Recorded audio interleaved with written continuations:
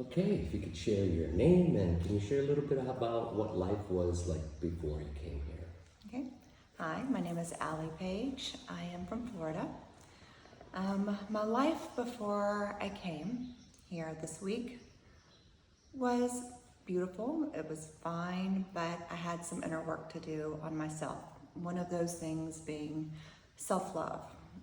Sounds easy. Sounds like you could just say, I love everybody, I love myself, I appreciate, but that's surface. For me, it was at least.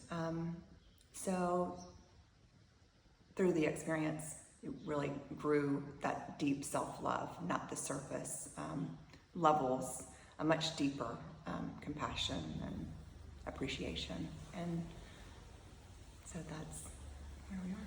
How's life feeling like today? Oh my goodness, so much lighter.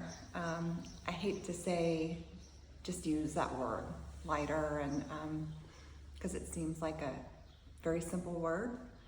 I felt light when I came in, ready for this experience, and we don't realize how many tensions we hold every day, whether it's at home with the kids, getting them to school, or your jobs at work, and the stresses that you think that you let go at the end of the day, or you left it in that week. But we do carry those things throughout. And it's important just to take time for yourself to unplug just 1 week, even if you can't do a week, a couple days, do a retreat, just to help yourself become lighter and shed some of that stuff you may not know that you even are carrying. Was this your first time doing something like this? So this is my second ceremony. My second journey. I did one 2 years ago, and you're probably wondering, well, why did you come back? That's a question I get from everyone. You don't have to have something wrong to do ayahuasca or come to this retreat. You read on Reddit, please, throw the internet research out. Just jump in and go. Something doesn't have to be wrong. It's the experience of really getting to know yourself in that way, in a deeper level. So the reason I came back, there was such a great change in me, not just a week after, not a month after, a year after. So much that my husband, that was against me coming, he had never heard of ayahuasca, was like, what in the world are you doing? He saw a change in about 9 months after our return, I get home, and then about 9 months later, he calls me in his room and he's like, babe, I just booked it, I'm going. I see such a change, you're just even lighter than you are, and I want to be that. And so I hope that everyone is willing and open to experiencing it. And I even have 4 children, 22, 23, 18, 13. As crazy as it sounds, I wish I would have had this in my 20s. So I'm hoping that my children also get to experience this and get the calling. What lessons did the medicine have for you? So many lessons, but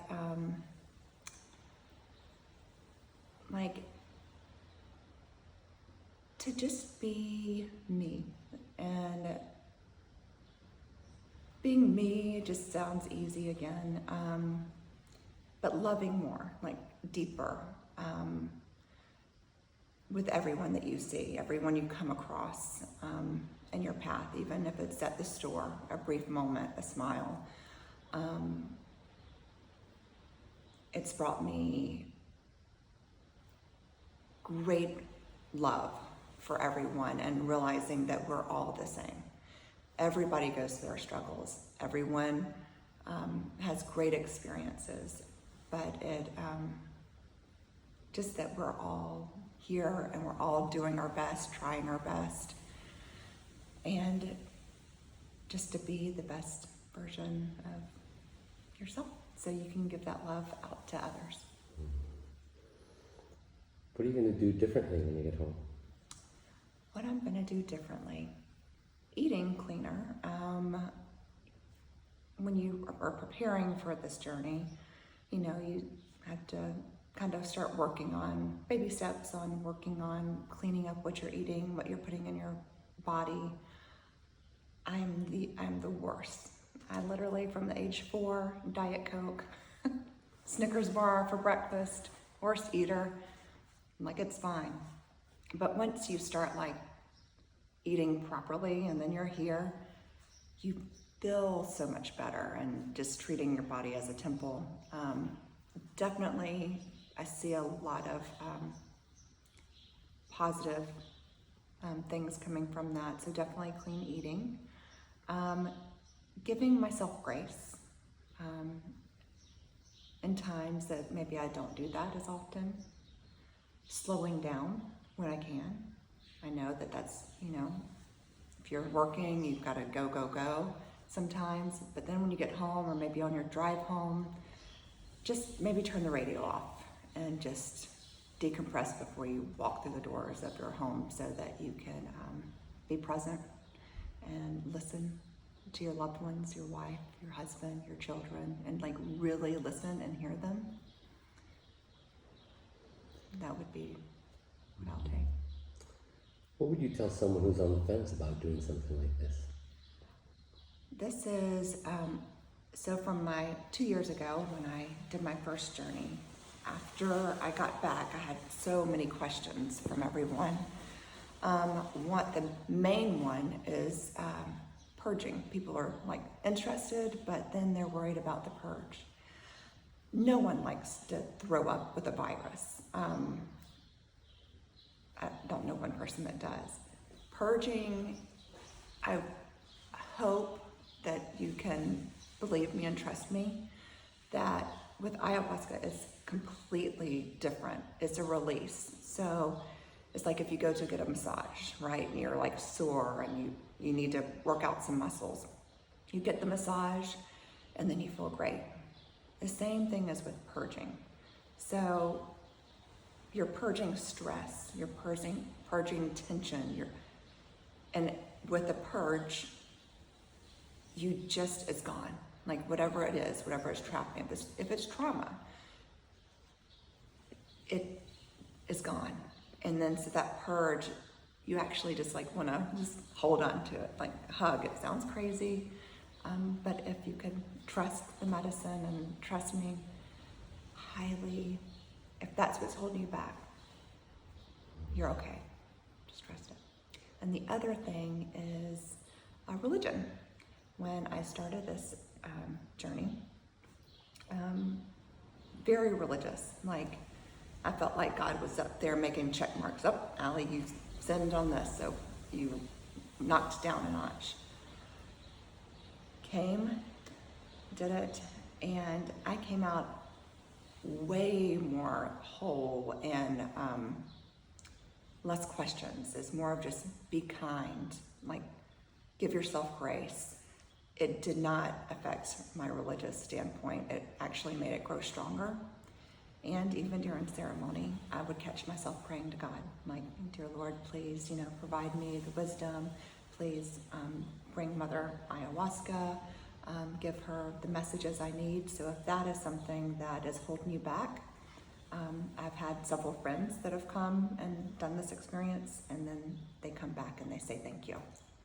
So religion and purging, those are the two main things. If they're holding you back, trust it, you're okay. And you'll thank Behold or wherever you go. You chose Behold for your first retreat. What made you choose Behold again? So just the level of attention from the time I walked through the door with Behold, very inviting. The first time I had a lot of trauma from like childhood, very nervous of what it was going to be like. Was I going to be exposed? How was I going to get through those fears?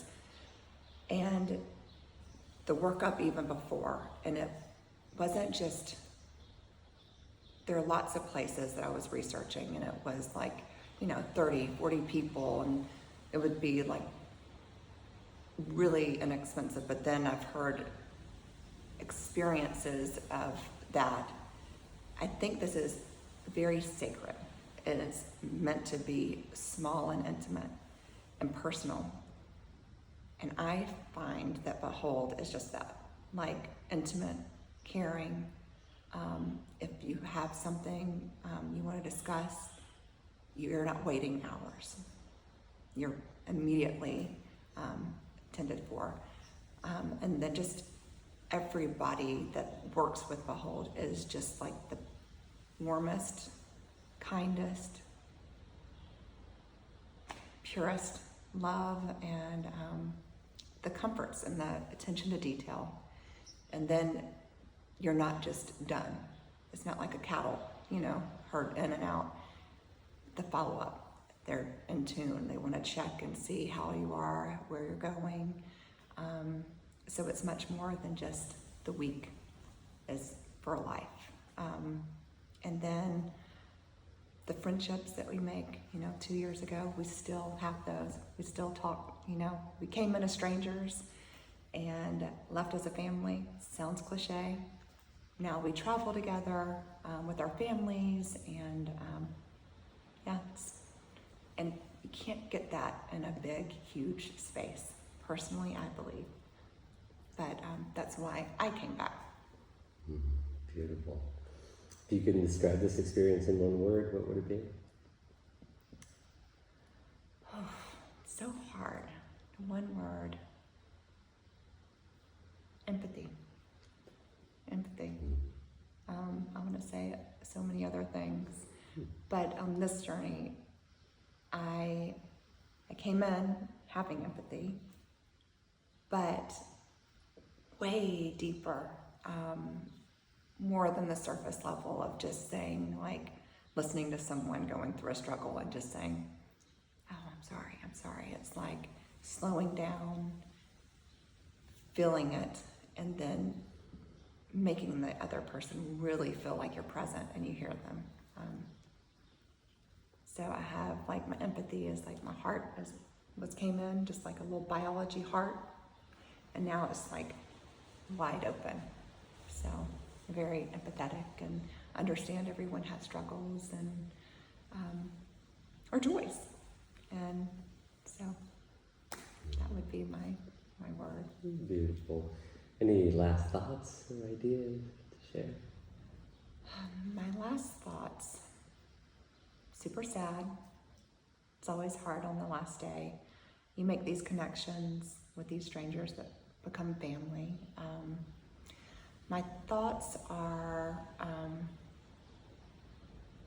really for everyone that was here, including myself, that they go home to their loved ones, and it's not only a gift for yourself, it's also a gift for your spouse or your children.